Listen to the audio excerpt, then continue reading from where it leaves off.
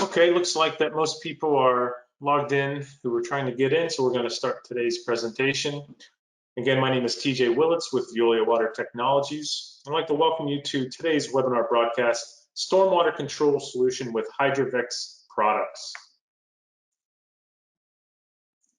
Just some housekeeping slides before we begin the presentation. Everyone should be hearing me speak now, obviously. If you're unable to hear me speak, you may be having some audio issues, or if you have some audio issues during the broadcast, just to let you know there's two methods to listen to today's audio for the presentation. You could listen to it through your headphones or speakers from your computer. If you have any issues with that, you might want to try the other version, the phone call version. So if you click on that button, you'll be able to log on over there and it'll provide you a call-in number where you could listen to the presentation over a cell phone or a desk phone. If you haven't noticed, your microphone is automatically muted because there's a lot of people on to keep down the background noise. We've muted your lines. And even though you're muted, we still wanted to make sure that this was an interactive presentation. So if you look to the right-hand side of your screen, you should see a questions chat box. Anytime through the presentation, if you have a question that you want to ask, go ahead and enter it right in that chat box, and we will collect those questions and monitor them throughout the broadcast. And then we'll try to get to as many of those questions after the broadcast. And if this is your first webinar with us, you may not have noticed that we've had about 4 weeks of live interactive webinars. We're at the tail end of it right now. There's only one left. If you want to sign up for the webinar tomorrow, combined sewer overflow control and treatment options with ActiFlow, there's still time for you to go ahead and do that. Just head over to the website, veoliawatertech.com, and follow the prompts to sign up for that webinar. And if you haven't joined us for some of our previous webinars, or if you missed a few of those broadcasts, that's not a problem either, because we've been adding those webinars to our website where you can watch those on demand. There's 30 or 40 webinars already loaded up there from the last couple of months and even years prior on various technologies and projects and services that we've shared. Again, visit our website, veoliawatertech.com, and there'll be a link there to watch our on-demand webinars. After the presentation, in about 1 day, you'll be sent a PDF participation certificate that you could use if you want to record this for continuing education credits. So be on the lookout for that. Like I said, it'll be arriving to your inbox automatically in about a day.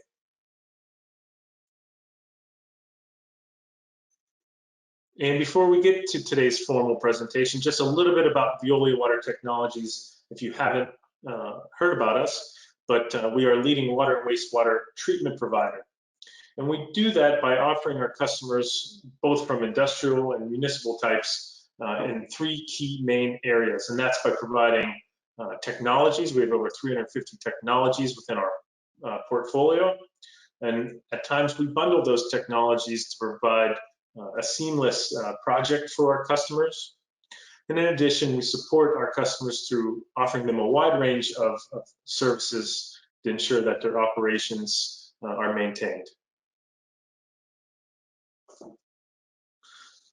And one last slide here. If you, after the webinar, you'll be offered to take a short survey. It's about 30 seconds or so to complete. And if you take that survey, we're going to enter you in for a drawing for a $25 Amazon gift card. The surveys are really important for us because we use that to monitor and improve these webinars and also identify other topics that you may be interested in for us to consider for future webinar broadcasts. Without further ado, we're going to begin today's presentation. We're fortunate to have 2 panelists with us. Our first panelist is Hugo Severin. He is a business development representative for instrumentation equipment with Veolia Water Technologies in Canada. And after a bachelor's degree in mechanical engineering at Montreal Polytechnique and a 10-year experience in process equipment supply for the water and wastewater industry, he's been involved in the past 5 years in visiting and supporting the engineering firms and municipal customers to ensure their needs are met. Also joining us mainly for the question and answer portion of today's presentation is Bertrand Landry. He is works with the tendering team for Headworks and CSO for Veolia Water Technologies Canada. And he graduated from Montreal Polytechnique as well with a bachelor's degree in civil engineering with a specialization in hydraulics back in 2018. He's been working for Veolia since then on the tender team for pre-treatment and CSO equipment. His role with Veolia is to advise with the design and selection of headworks and CSO equipment and submit offers for both municipal and industrial markets. His role includes visiting different consultants to give information about Veolia's advanced product line.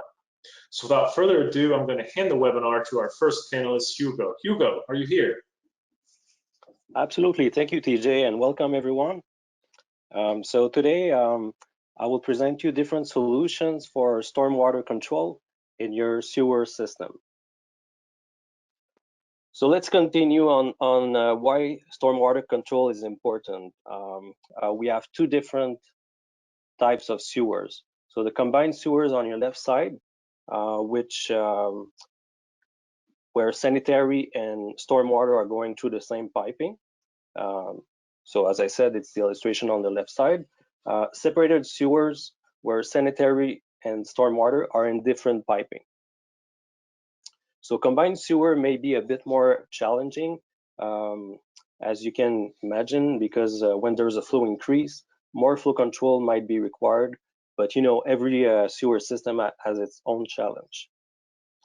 So the common issues we get, flooding, erosion, pollution into waterways, wastewater plant overload, natural habitat degradation, reconstruction costs from damages to properties, and infrastructure updates costs. So during stormwater event and during the snow melting season, there is a inlet flow that will increase in the sewer, resulting in a surcharge of the wastewater plant. It could be difficult then to achieve the required effluent quality, and in worst cases, leave untreated wastewater bypass the plant. So as we were seeing on the previous picture, basically we can spill water into the different streets, causing material damages, and also it could contain polluted runoffs like suspended solids, bacteria, viruses that could be harmful for human health, aquatic life, and animals. So as you can see, there are many challenges related to the sewer system to make sure it can take the unpredictable additional flow from rain events or snow melt. All right, so let me present you the Hydrovex wet weather technologies. So to resolve those issues, some strategies can be taken within the sewer system. In fact, an exhausting planning of your installations, including peak flow, design flow, and overflow points reviews shall be done. In other words, you should adopt a wet weather flow management planning to address the different issues, and this may include adding different equipments in the sewer system. The Hydrovex line of wet weather technologies is applicable in stormwater, combined or sanitary sewer applications, and has been available to the North American market for over 30 years now. As shown on the techno map that we will use during the presentation, it splits into 5 categories. So flow control, backflow prevention, level control, treatment and storage, and floatables control. Let's start with flow control. So flow control might be one of the most important solutions to be implemented. If we can just go back to the techno map, as we can see on this chart, actually there's a flow regulator installed at the discharge of a retention basin, taking excessive water in a combined sewer. So during a storm event, surface runoff occurs due to the type of surfaces we use in the city, such as roads, parking lots, roofs, and all of this surface runoff eventually find its way into the sewer system via manholes, catch basins, or any other inlet structure. If it's left uncontrolled, large volumes of water would enter the sewer system at the same time, resulting in a hydraulic surcharge of the system. So in other words, by using a control device, we give more time to the sewer system to take the inlet water. Yep, so the main applications and purposes, actually the Hydrovex vortex flow regulators are based on vortex throttle designed to limit flows from storm overflows, retention basins, combined, and sanitary sewers. Today, we will cover the different types of vortex regulator. The first one we'll cover is the VHV model for stormwater control at low to medium flow, and the IHV for stormwater, sanitary, combined sewers at medium to high flow. So as we can see on these two pictures, we install them typically in rectangular or it could be circular catch basins connected to the sewer network.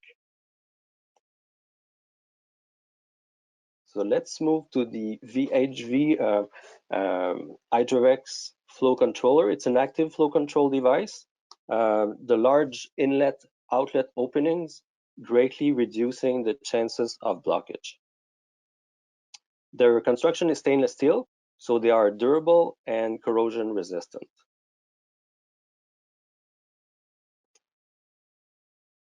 So you can see here the selection curve for the complete VHV product line.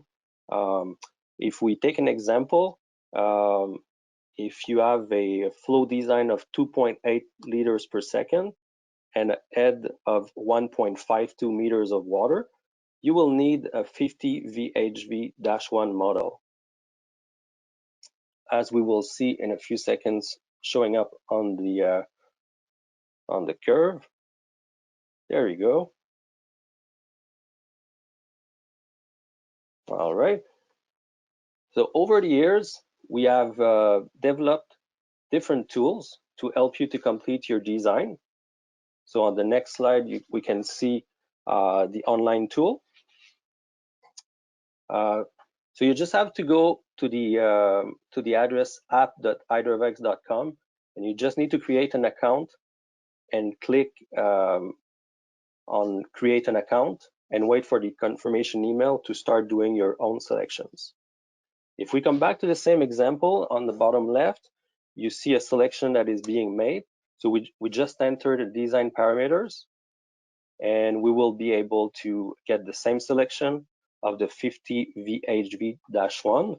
Another interesting thing about this tool is that you will get a PDF document including curve, product description, drawings, all in the same document.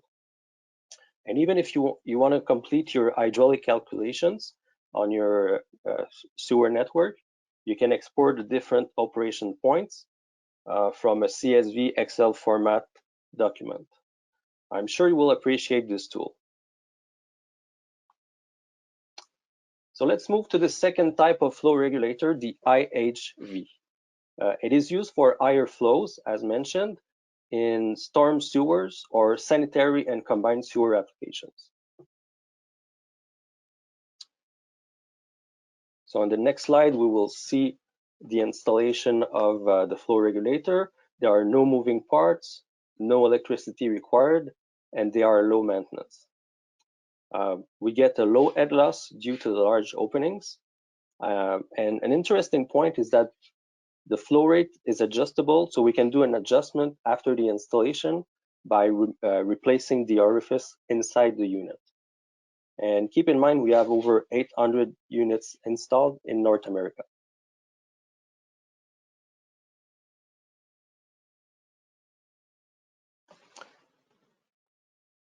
All right, so we can see here a typical installation drawing of a IHV flow regulator.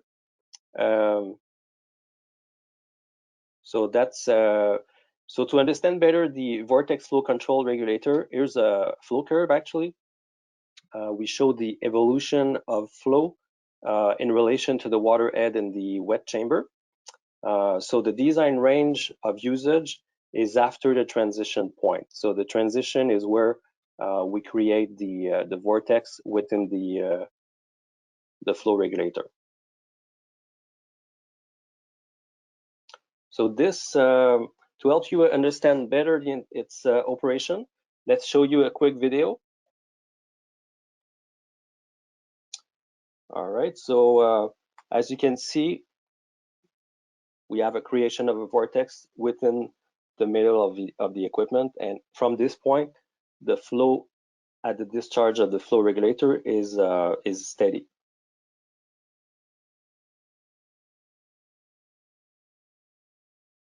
Right.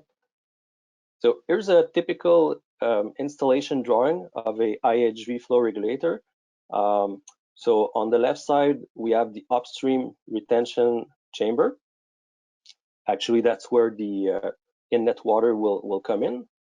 And on the right side, we have the flow control chamber, where we install the flow regulator, the IHV model.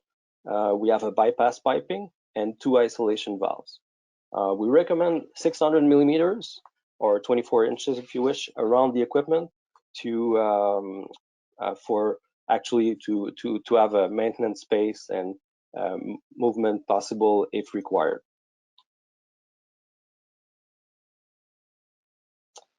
There are many other solutions available depending on your sewer characteristics, and I invite you to contact us with your own application, and we'll go through it. And also, we have an online catalog with all the different products available. Backflow prevention. It is also important to make sure we do not have incoming water from the discharge points, as we can see on the Technomap on the 2 points we have pointed out.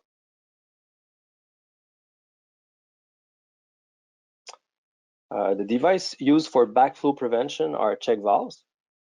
They are designed to prevent flooding and surcharging of the sewer system caused by high downstream water levels. And as a result, overloading the sewage treatment plant is avoided, and energy costs for pumping systems and sewage treatment are reduced. There are 2 types of check valves available. The first one is the CCV, circular check valve, with an adapter plate, as we can see on the picture. We can mount them inside catch basin. This one is circular, but it could be a rectangular catch basin as well.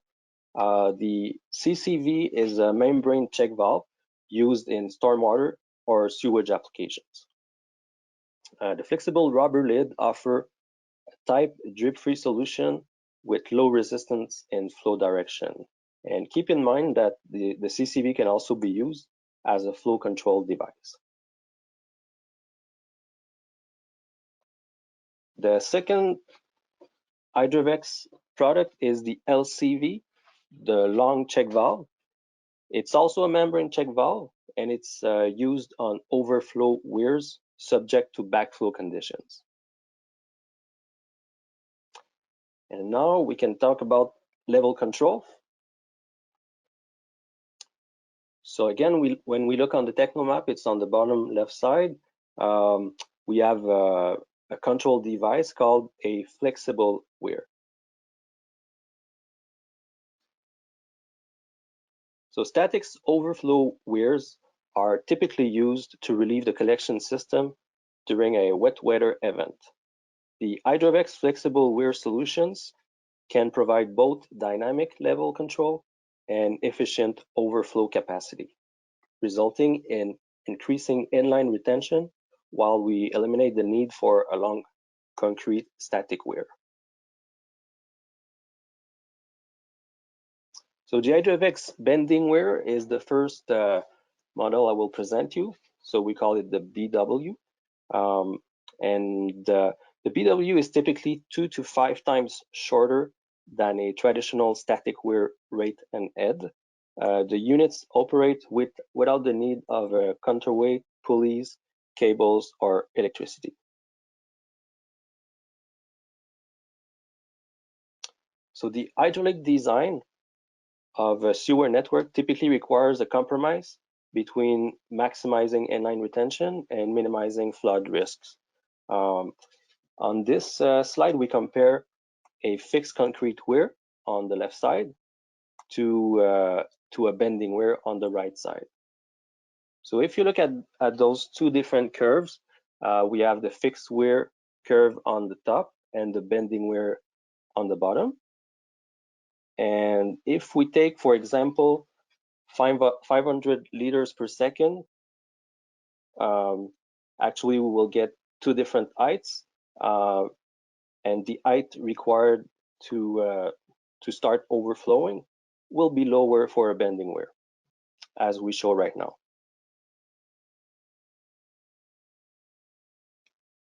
So we get 850 for the concrete weir and 700, as mentioned, for the bending weir. We can observe here the operation of the bending weir so the operation depending on the water level upstream the bending weir.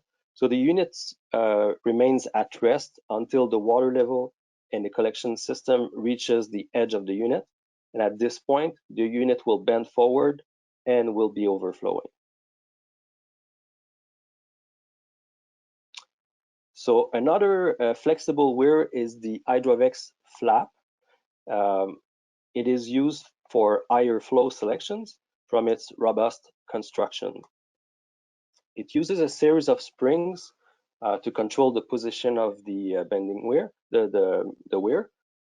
And this equipment will reduce the civil work again, since we reduce the length of 5 to 10 times the size required of a weir using a flap for the same level of water. Again, we show the principle of operation.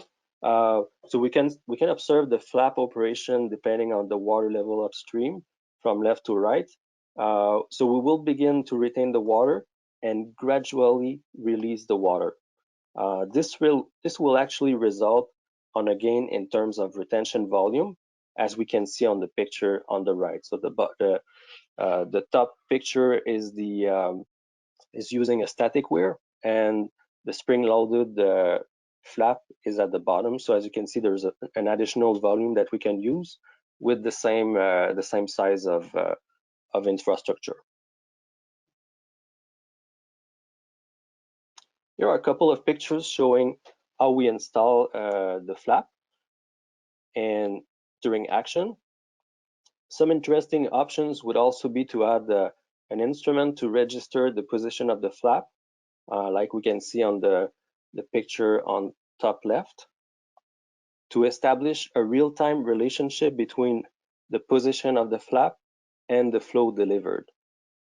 Also note that we can supply, if needed, a backflow prevention integrated to the flap, and that's the picture on the right. So if the level raises upstream, we will make sure it doesn't come back. Storage and treatment.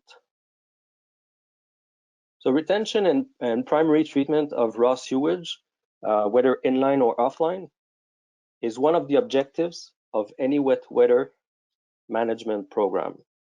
This can be accomplished using different solutions like vortex separators or retention tanks to store excess water during wet weather events.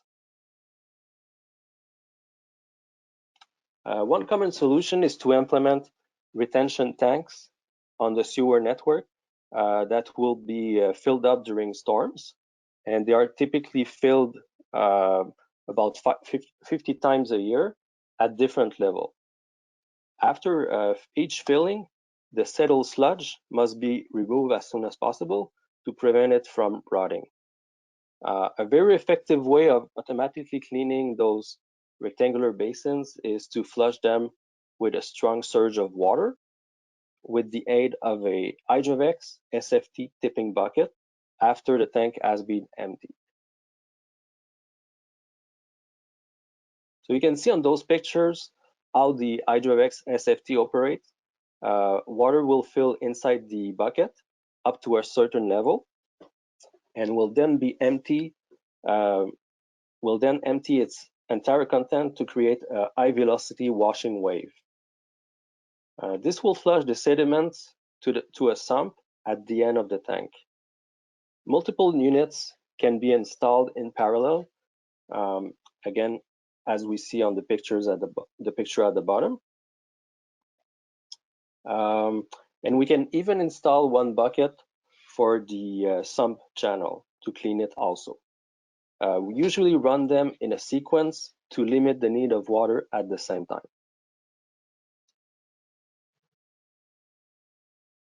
There's a video showing the SFT tipping bucket in operation.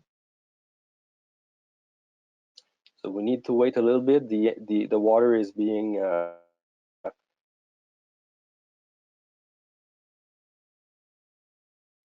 filling the bucket. The bucket will turn, and now we see the washing wave in the retention tank, and the water goes all at the end to the sump. So as you can see, it requires only one flush to clean the tank.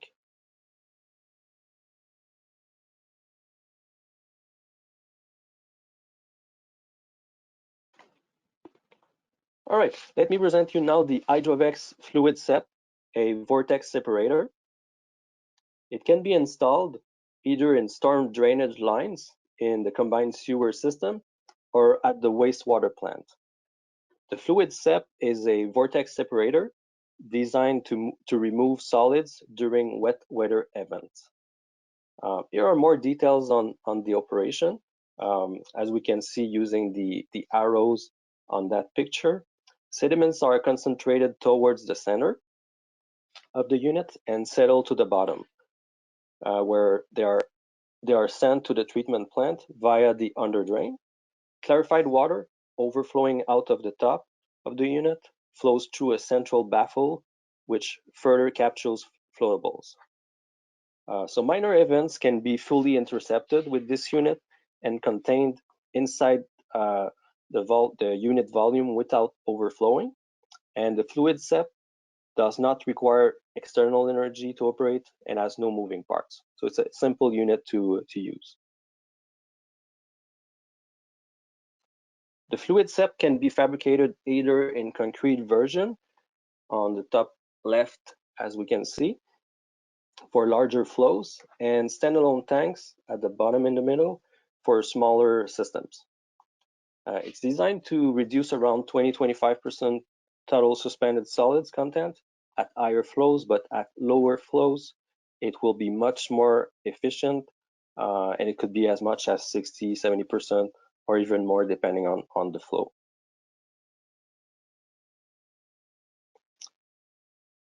All right, let's finish our presentation with the floatable control.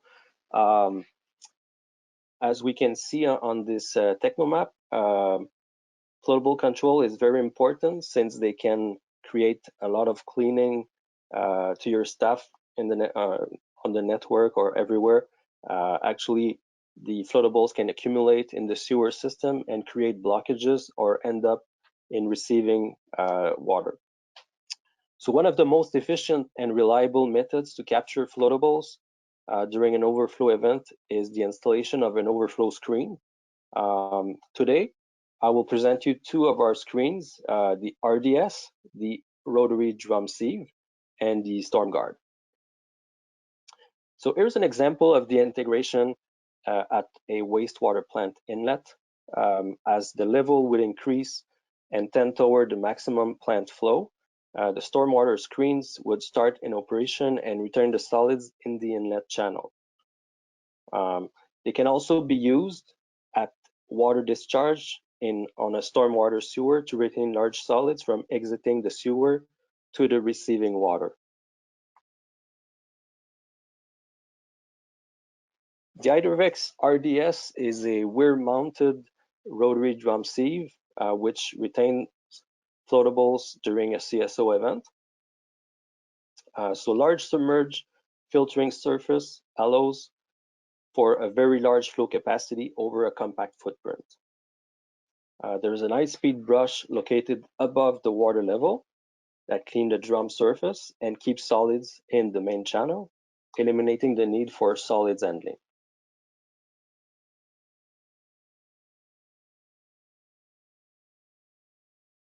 So here are the main components of the RDS filter. So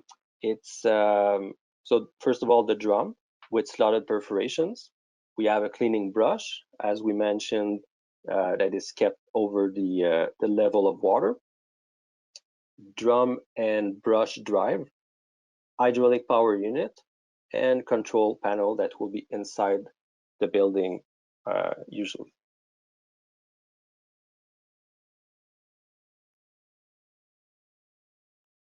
Here's a picture of a blinded RDS screen after an overflow event. And from this picture, it's nice because we see the level of water on the wall. So as you can see, it reaches to the middle of the RDS screen, or almost, and it will keep all of those in the inlet channel. And on the other side, we have the outlet of the water and as we mentioned, the RDS is installed on a weir.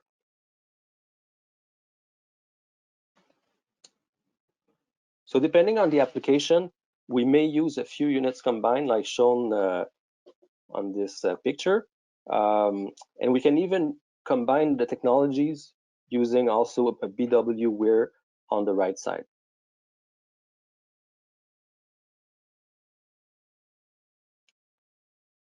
All right, another solution is the Storm Guard. It is an upward flow weir-mounted horizontal fine screen. The overflow passes through traveling perforated panels, which are cleaned using a high-speed brush, also located above the water level.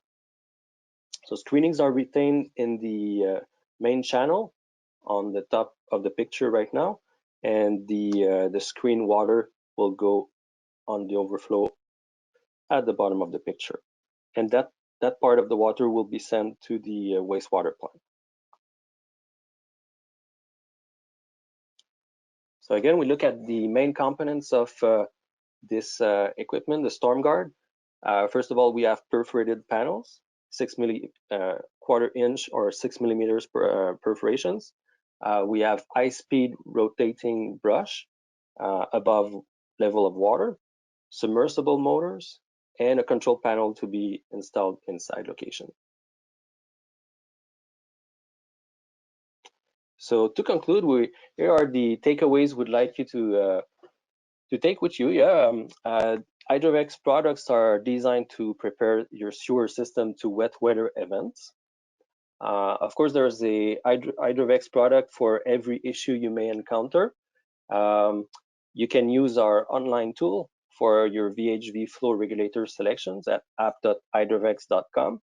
And as always, Veolia can assist you to implement those different technologies from design to startup. So please do not hesitate to contact us. We'll be happy to help you. And let's move on to the question period. PJ, are you there? I am. Thank you so much, Hugo, for sharing all that knowledge for all those different product lines that you offer.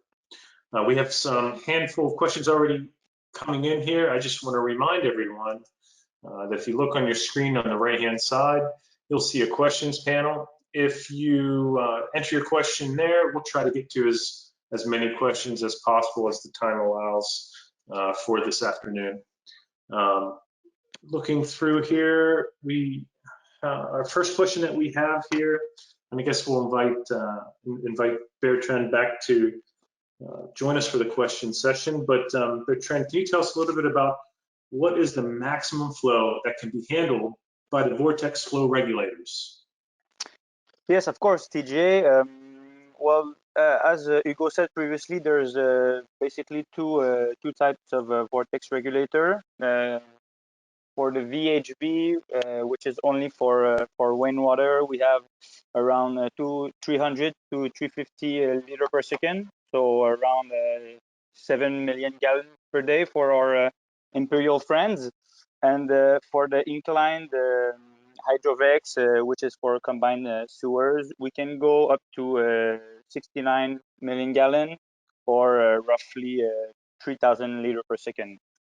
With that being said, we have to keep in mind that for those the flows exceeding 700 liters per second or 15 mgd, um, we typically supply the vortex regulator along with a bypass pipe and some knives gate to be able to isolate the equipment. And when the flow starts to get really big, then the problem is actually that the knife gates themselves are starting to get really costly, even sometimes more than the regulator itself. So you have to consider for bigger flows, maybe splitting it up in two regulators, as the equipment and appurtenances can start to the cost can start to rise fast. Okay, thank you for that question. Another question related to vortex regulators. And that question is a bypass pipe required for all vortex regulators? Well, the purpose of the bypass pipe is it's just to be able to divert the flow if there were some maintenance to be done or some replacement on the vortex. So it's better to have one if you want to be able to isolate it. But once again, the vortex regulator are really sturdy equipment. They require uh, virtually no maintenance at all.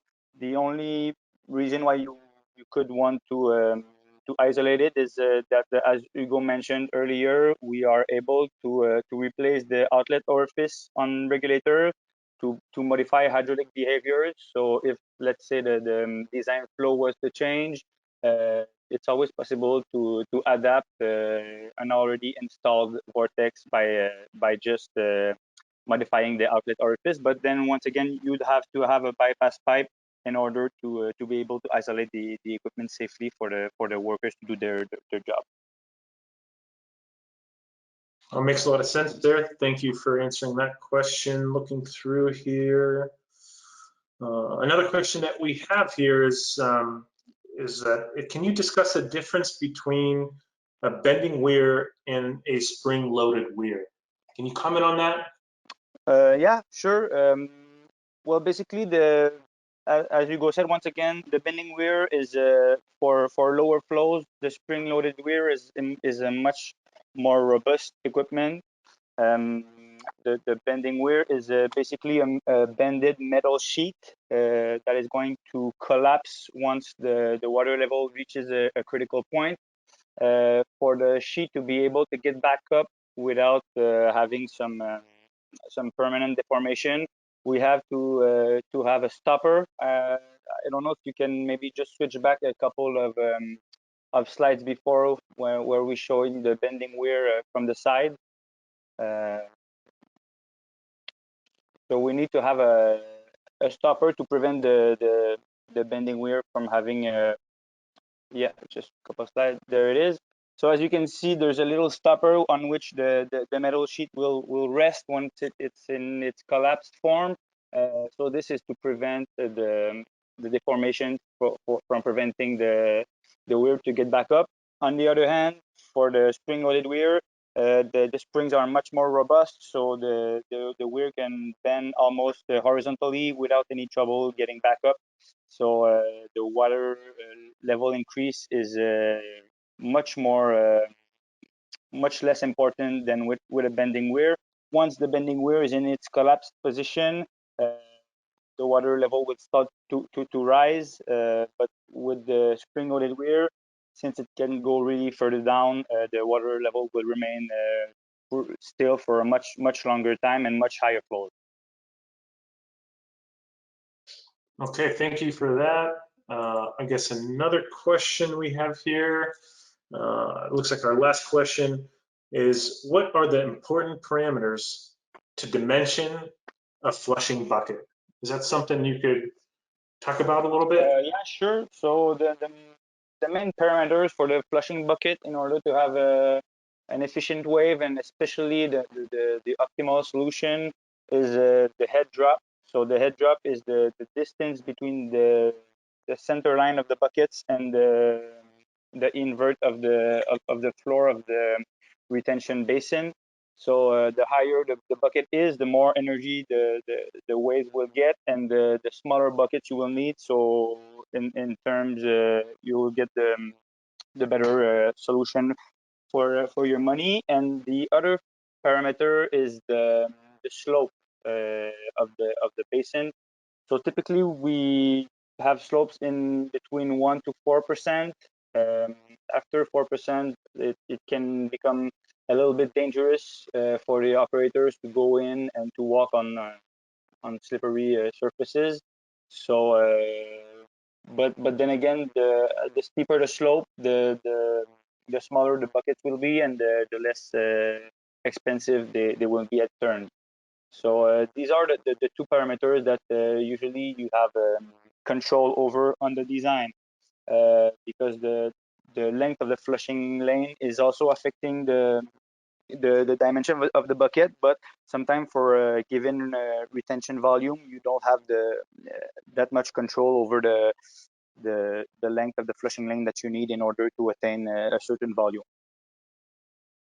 All right, thanks for spelling out some of those design insights that you have there. Well, at this time, it looks like there's no more questions coming in. If you have any questions going forward or weren't able to ask them during the webinar, no worries. On your screen there, you should see some contact information for Hugo. Go ahead and shoot an email to him or give him a call, and he'll be happy to help you out with whatever you need related to this technical topic. At this time, I want to first thank both of our panelists for joining us here today and sharing their knowledge with us and taking those questions. It means a lot. But also, I want to also thank anyone who has spent an hour or so out of their day to learn a little bit more about these technologies and how it might be able to improve and impact operations for your various projects. So at this time, this concludes the webinar. Again, thank you. I wish everyone a happy and safe week. Take care.